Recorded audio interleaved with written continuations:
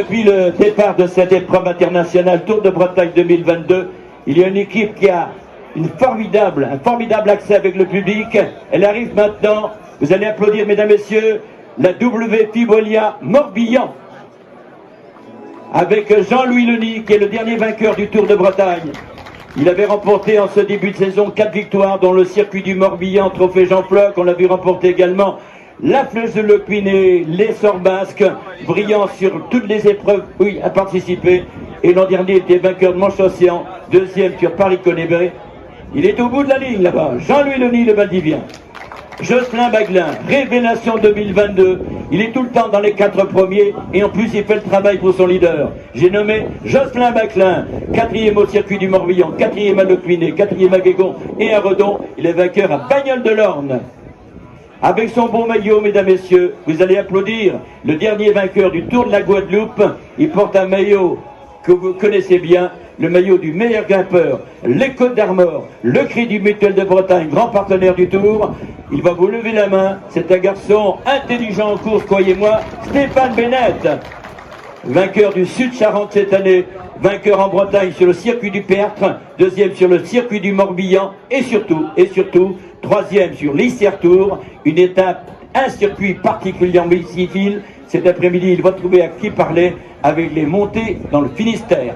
Lucas Bourgogne, il est tout jeune, il est vice-champion des États-Unis contre la montre. Il est aussi 4e récemment sur la Flèche de Lecluiné, 5e sur la Ronde du Port-Ouette et 4e au Canada sur le Tour d'Abitibi.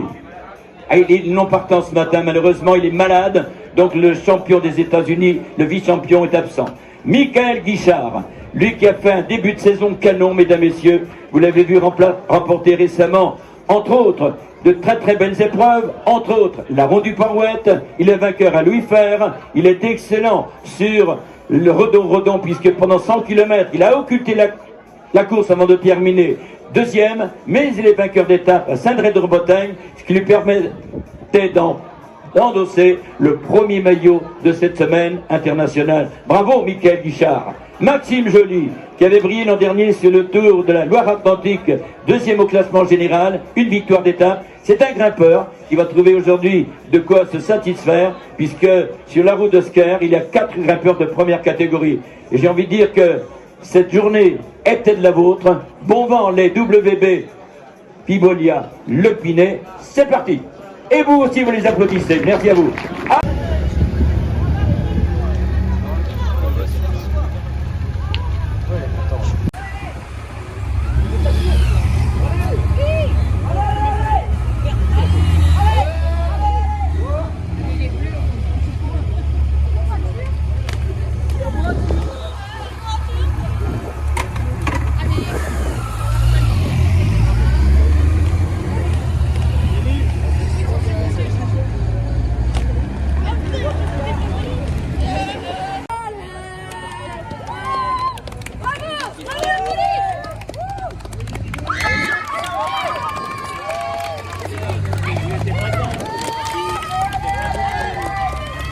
C'est son ami.